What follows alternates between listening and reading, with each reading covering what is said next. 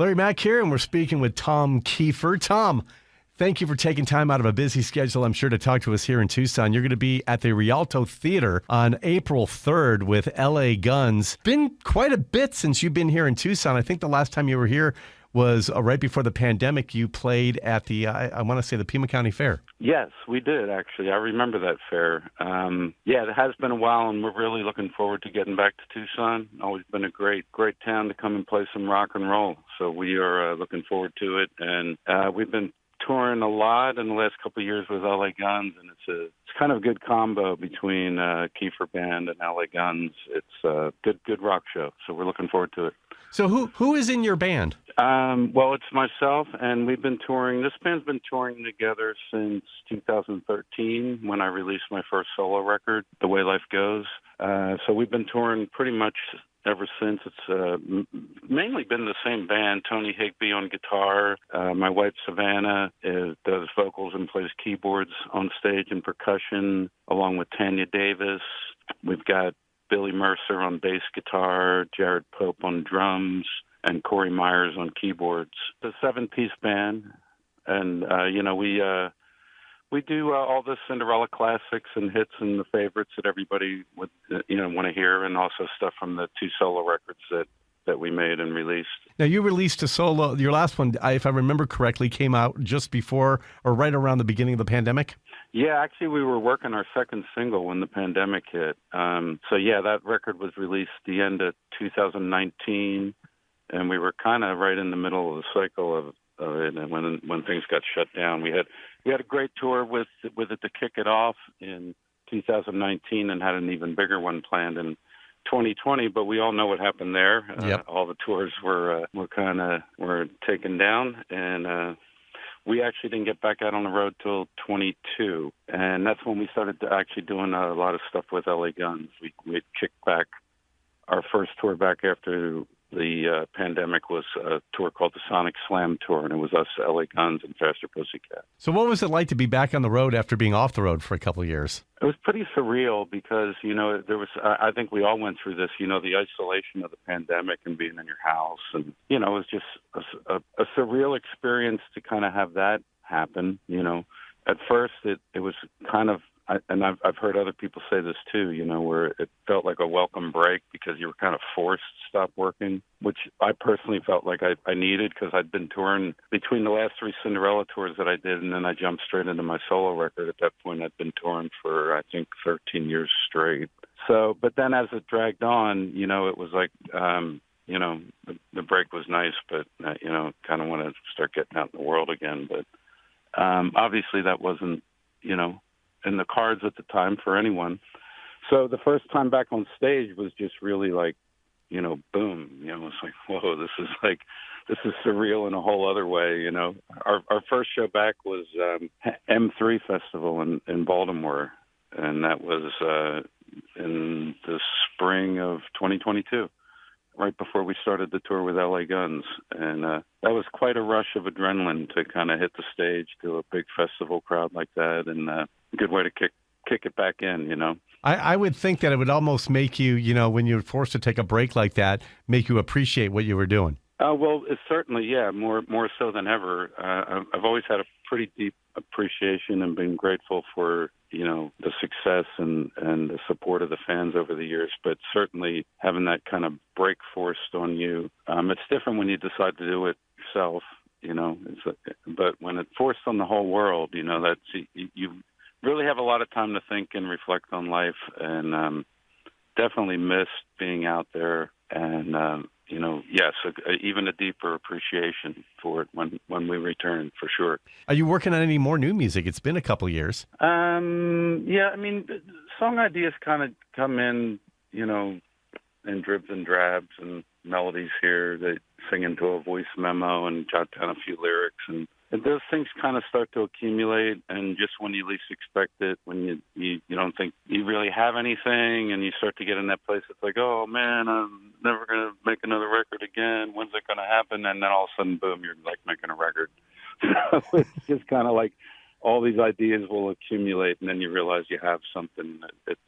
It's hard to predict when that'll happen. We actually really weren't. We had thought about and wanted to make a follow-up record to The Way Life Goes, and we were touring so much behind that one and building this new band out on the road. It just seemed like it was never going to happen. And actually, when we got off the road in 2018, without any premeditative planning or anything, we just kind of suddenly found ourselves in the studio and recording the Rise record. And before we knew it, it was done and released. So it's kind of you kind of just know when the time is right. You know, this period of creativity. At least for me, it just kind of hits you, over the head like a bolt of lightning. So you got to feel it like almost organically. Yeah, I've always approached it that way, particularly songwriting. And with the solo stuff, I co-write almost everything exclusively with Savannah. She's a pretty amazing writer, and she works the same way too. She's not someone that likes to force writing. There's some writers that say, I'm going to get up tomorrow at 8 a.m. and write a song, and they're really great at that. It's not how I work or how we work together.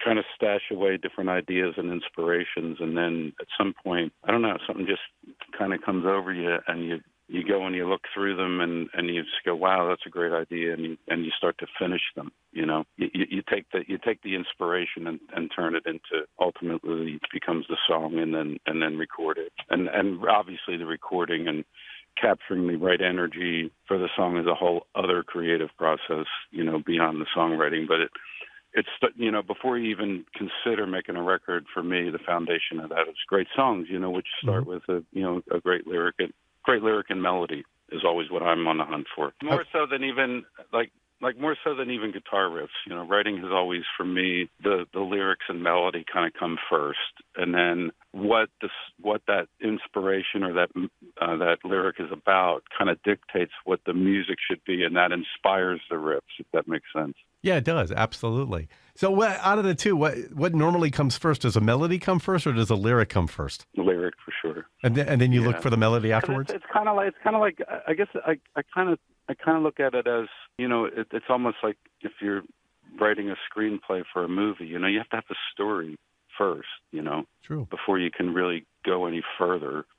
So a song title or what the song's about, a lot of times like the chorus lines kind of will pop into my head, and I was like, that sounds like a good, is it a good title for the book? What's the song about? And then you can kind of move forward from there, and the lyrics and melody kind of come almost simultaneously, really. And then, like I said, you figure out the music, the style of music. If it's an aggressive lyric or whatever, it's obviously you want some aggressive hook guitar riffs, and like a song, give an example, like the Cinderella song Gypsy Road. The melody and lyrics and stuff came to me first, and then it just felt like it needed a kind of very circular, because it's about traveling and being on the road. It needed a very circular kind of high energy riff, and that's what inspired that. That main hook guitar riff just felt like what the lyrics were talking about. So that actually got plugged in around the melodies and the lyrics, the hook guitar riff, and was inspired by what the song was about. So it's really a step-by-step process. You start with a lyric, then you move to the melody, which kind of sounds like simultaneously, almost in most cases, and then you build up around that. Yeah, because then you know what the emotion is. So is it aggressive? Is it a ballad? Is it heartbreak? Is it happy? Is it And then the music kind of almost writes itself at that point to me. So when you're on stage and you're doing some of the old songs years and years later, or when you're making your set list for your tour, do you ever look back at some of the older songs and think about I've always wanted to do it this way and change it up a little bit, or do you stick to pretty much the way it was recorded on the album originally? It's pretty. I mean, everything's pretty close to the record. Some of my vocal cadences and phrasings and melodies have changed a little bit over the years. Some of it has to do with the paresis that I had. I won't go into. I've talked about that a million times. Sure. I had those throat struggles. So some of the really super, I still get up pretty high into the meat of those the register that I need to for those songs. But some of the super high stuff, like I've altered slightly, because those are a little bit harder to get up to. But nothing that most people don't even notice it, because it's rare that I went up to those kind of, crazy high notes anyway, Well, we're talking with Tom Kiefer, and he's going to be at the Rialto Theater with L.A. Guns on Wednesday, April 3rd. You can get your tickets at the Rialto Theater's website or at klpx.com. Tom, I appreciate it. If people want to keep in contact with you, are you on social media? What's your website? How can they follow along? Yeah, the TomKiefer.com is the website, and I believe all the social media addresses are on there. But I have a Facebook, Twitter, and Instagram. I do want to say they all are verified with a blue check, and there's a lot of, I don't know if you're aware of this, but there's a lot of impersonators out there, so make sure that you're on the verified site, because there's just some scam artists it's just crazy what's going on social media. So, they're all, make sure you're on the verified social medias. Yeah, everybody, word of warning to everyone. They're relentless.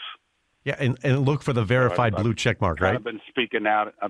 I've been speaking out about it a lot, or occasionally on my page, reminding people, because they're scam artists is what they are. Thanks a lot, Tom. I appreciate you taking time out of your busy day. I am so looking forward to seeing you guys. I haven't seen you since that Pima County Fair show before the pandemic, so I'm looking forward to the concert here in Tucson, and I'm looking forward to the band. Yeah, looking forward to that fair was a lot of fun. I remember that was a great crowd, and Rialto looks beautiful. It's been touring many years. I don't remember ever playing there. It's a beautiful venue. Maybe I did years ago, but looking forward to what I saw a picture of it online. It looks gorgeous. So looking forward to returning to Tucson. All right, Tom Kiefer, thank you so much. And again, TomKiefer.com if you guys want any information, or look for Tom Kiefer with the verified blue check mark on all the social media, different Twitter, X, whatever you call it, Facebook, etc. Make sure it's verified. Yes. Absolutely. All right. Thank you, Tom. Hold on. I'm going to get some stuff from you. But again, we're talking to Tom Kiefer. Don't forget, he's going to be in town with L.A. Guns, Rialto Theater, April 3rd. Details, klpx.com.